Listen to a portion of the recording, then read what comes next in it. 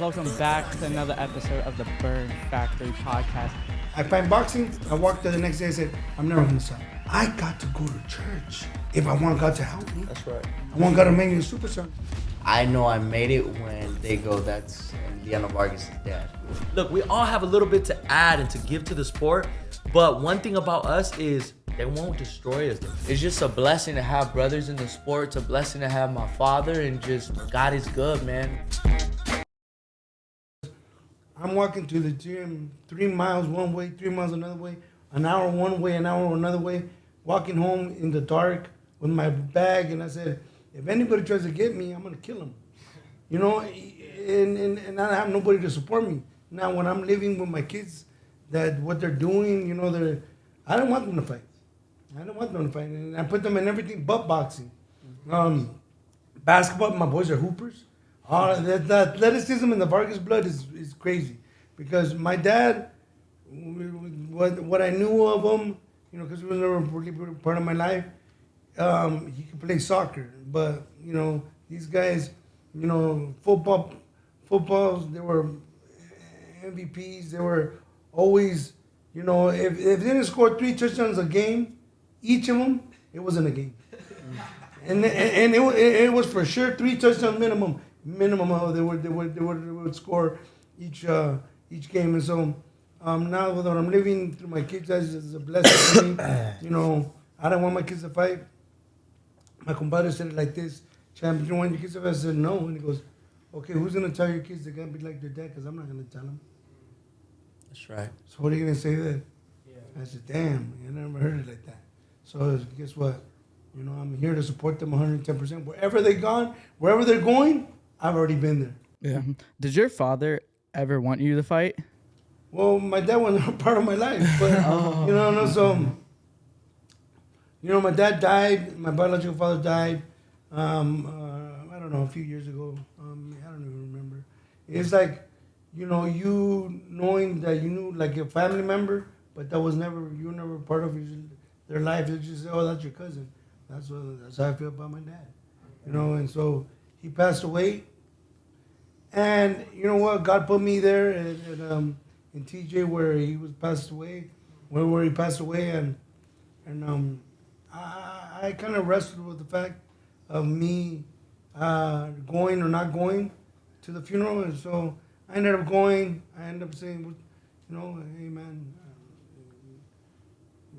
you know, I forgive you, and I wish I hope you made amends with the Lord, and I te watch you," and that was it, and that's all she wrote. And so, you know, when I'm living with my boys, this is amazing. All of them are very talented, very charismatic too. You know what I mean? So at the end of the day, you know, they don't even have to fight. They could be Basketball underwear models. Something. They can do basketball.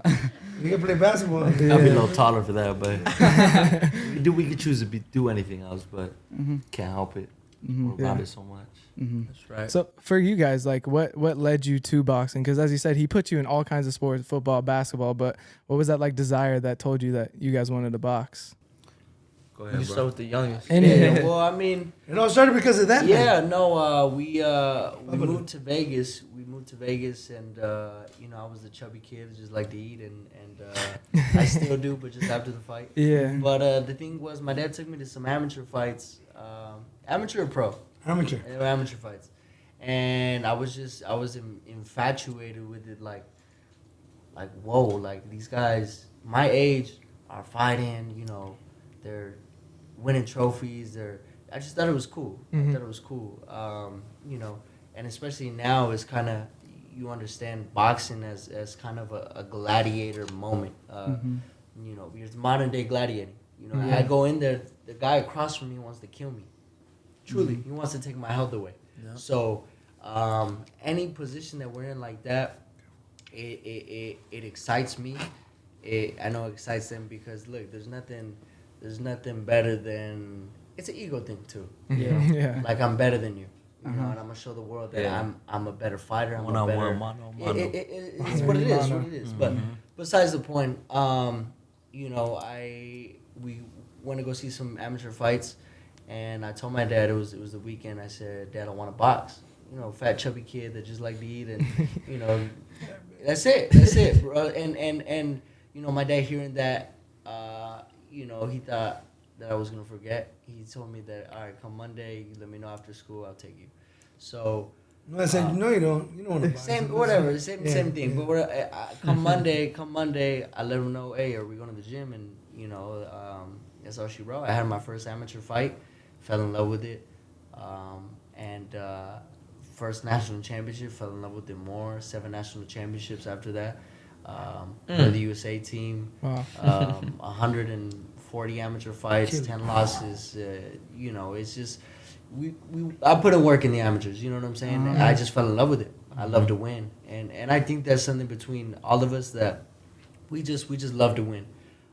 That's why my pops kids real emotional with the accolades because they earned that. You know what I'm saying? So when you got my brother that started real young and built that stuff, it's nothing personal. It's just kind of like I earned that. You know, pops just joined the Hall of Fame. He did that by himself. Yeah, he did. And look, because I had the support.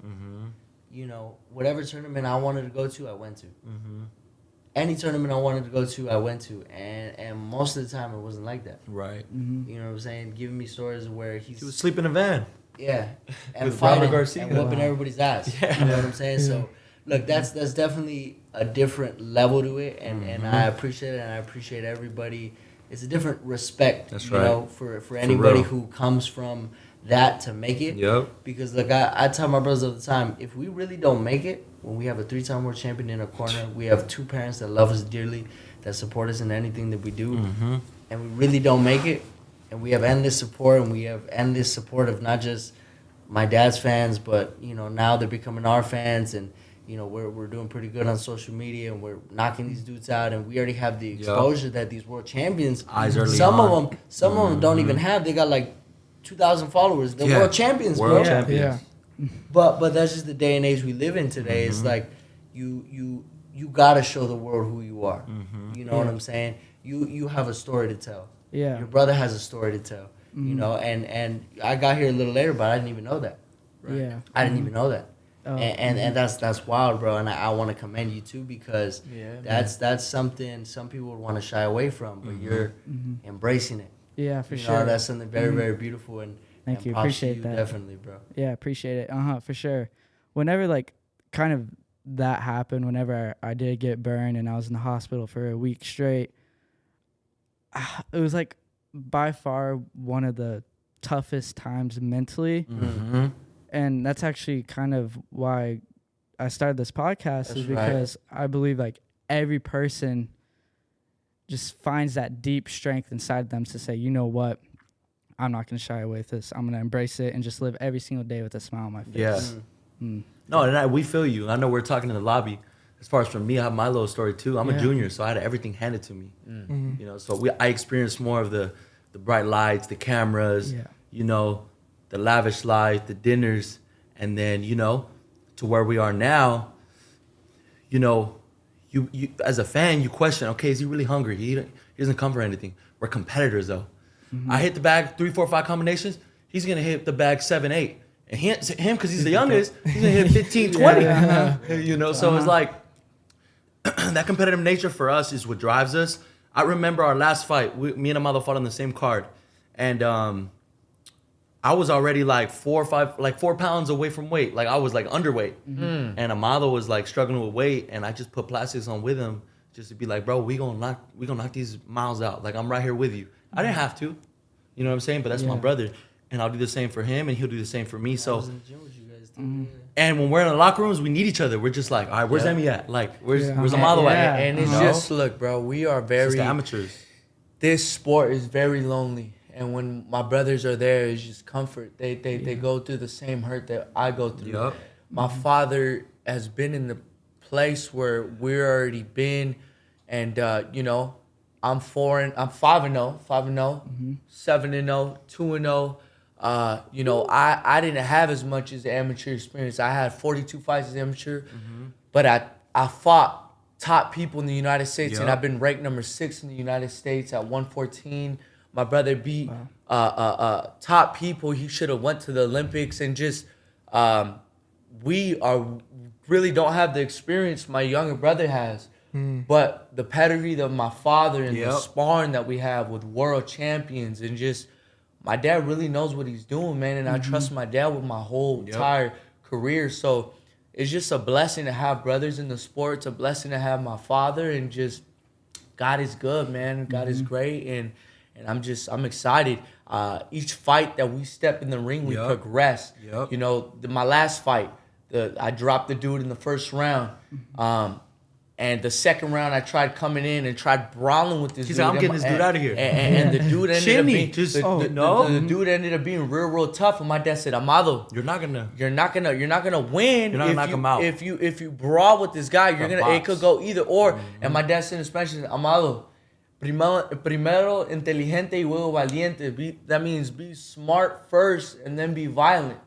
So smart first, then be brave. And just, you know, my dad told me that, and if I wouldn't have done that, I won the fight easy by just boxing him. But you know, you make things harder. And it's all about learning. Like I'm learning on the job, and I'm you know, we've always been athletic, but I love this sport with all my heart, and I love doing it. But we know we got targets on our back too, though. Yeah. I carry my dad's first and last name. We all carry Vargas, so. Even world champions, when And they're I know sparring we're with named us, Fernando too. Yeah. When all the world champions, when they're sparring with us, they feel like they're getting, you know, they got something to prove, and we're like, okay, you know. So it's just that's what it comes with. Yeah, you brought up a super interesting point, like carrying your dad's last name. Do you guys ever feel like any pressure out in a fight that like, just like the standards that not your dad has set, but like his name is set? I mean, look, that's gonna carry with us for the rest of our lives. Yeah, you know what I'm saying. Regardless, whatever it is, and I truly believe at the end of the day, I know I made it when they go, that's Emiliano Vargas' dad. You know what I'm saying? No, that's my goal though. That's, you know, my dad wrote a tremendous story. And now he's writing an even more tremendous story. This is a movie. Yeah, it is. Think about it. A world champion father. He did his thing. Olympics. You know, fought Youngest with the junior best. middleweight champion. Youngest national champion. Youngest junior middleweight champion of the world. Youngest Olympian. Three-time world champion. Love this just man. You know what Hall I'm saying? of Famer. It's a story. Hall of Famer. Hall of Famer. But what I'm saying is, to have his sons do it. He gets choked up. And not just that. You know, I mean, I feel like we're pretty good at what we do. You know what I'm saying?